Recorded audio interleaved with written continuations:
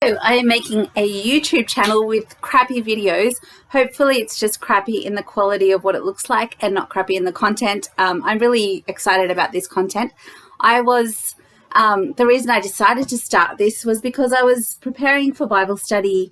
I was preparing for a talk I was writing, and as I was preparing the talk, I noticed that the structure of the book of Matthew was very structured, and I really love studying story structure.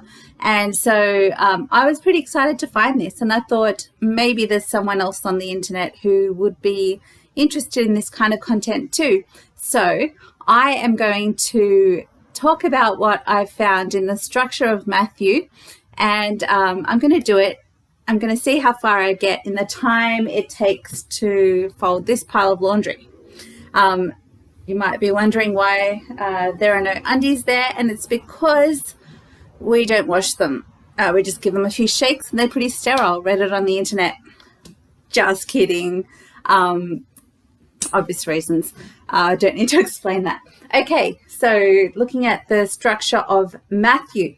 So the first place we're going to go is we're going to start at the beginning, at the genealogy. So the first thing you read when you come to Matthew is a whole lot of Jesus. Abraham was the father of Isaac, was the father of Jacob, and so on. And it keeps on going through lots of generations. And to summarize all his genealogy, all his ancestry, Matthew puts them into three categories.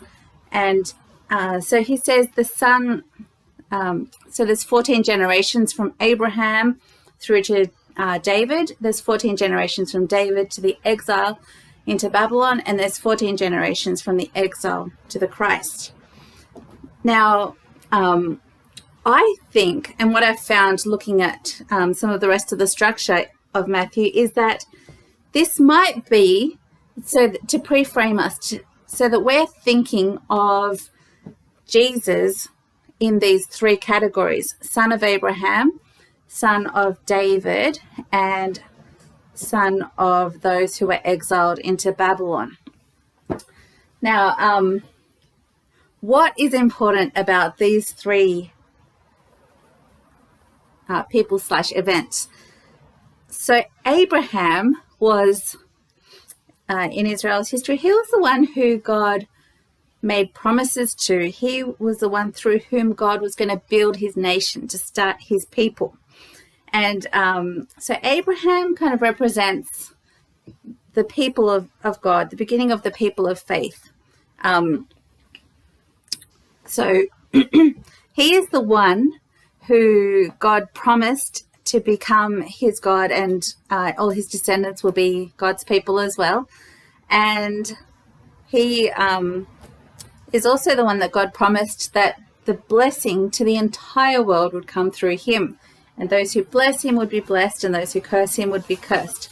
So when we think about Abraham, we think about people of God and blessings coming to the whole world through him. And so we're to think of Jesus in this category. He is the son of Abraham.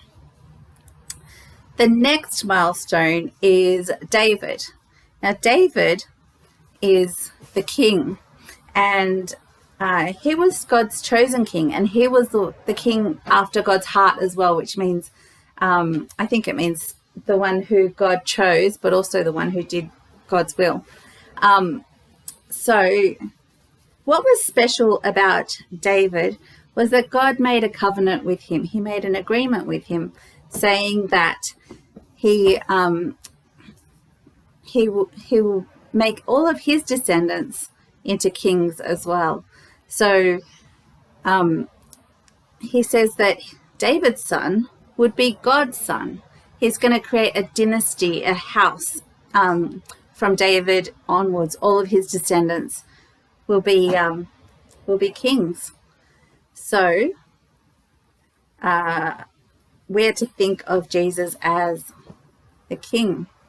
But it's not just any king. It's God's special anointed king.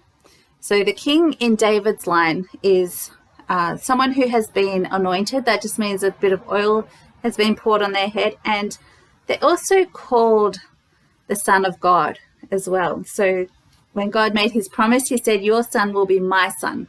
So the king in David's line is called the Son of God. This doesn't mean they're divine. This means they are the king that God chose and anointed to be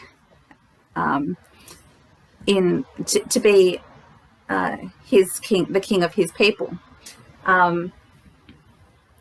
So that title doesn't mean he's divine, the Son of God title. But as we'll see later, I do think that Jesus is divine, but just making him the son of David is not enough. There are lots of people who are sons of David who are not divine, but they were called Son of God. That's just a title for the anointed king. So the third category is the people in exile. So there were 14 generations from David to the exile to Babylon. Now, the exile to Babylon, God had actually, in Israel's history, he had warned them to keep following him as God, to do his will. And they kept following other gods like the Baals, the Asherahs, gods of the nations around them. And they didn't follow God. So God had warned them over and over again, and finally he followed through with what he was warning them about, and he sent the nation Babylon against them to invade them. And what they did was they took them out of the land of Israel that God had promised them, and they took them into the land of Babylon. I probably should have mentioned that one of the promises to Abraham was that they would have that land. So there were 3 promises.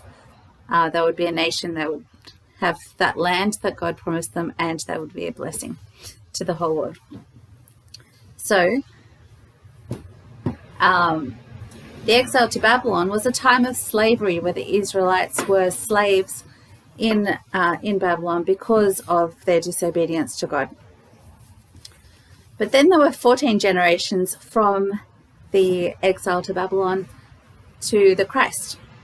And that's where we get to Jesus. So Jesus is called the Christ. The Christ is the Greek word for Messiah, which means anointed king, which means that king, that special king in the line of David.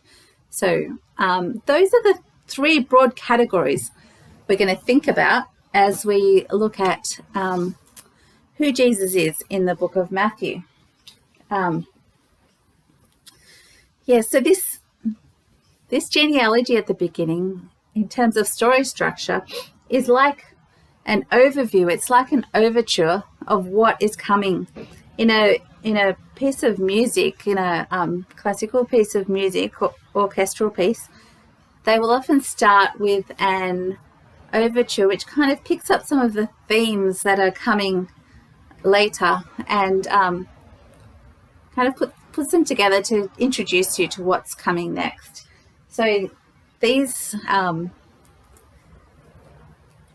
lists of names, they're not just a whole bunch of lists of names that are good to just skip, but this list of names, I think it actually pre-frames us to think about Jesus in the categories of Abraham, son of Abraham, that is the one through whom all of God's people come. So you become one of God's people by faith through Jesus, just like you were one of God's people through Abraham. Also, it pre-frames us to think about Jesus as David's son.